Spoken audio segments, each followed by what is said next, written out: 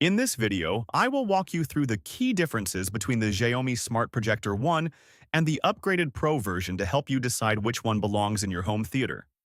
Starting with the standard model, you get a compact design that delivers a crisp, high-definition image right out of the box.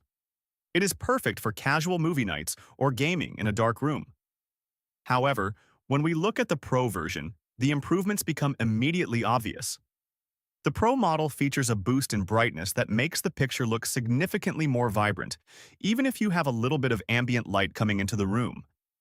Beyond just luminosity, the Pro offers a higher native resolution and enhanced contrast ratios. This means your shadows look deeper and the colors pop with much more realism. Another huge advantage for the Pro is the faster processor and increased storage capacity. Navigating through apps feels much smoother, and you will notice fewer stutters when streaming high-quality content. Both units are great, but the Pro is the clear winner for quality.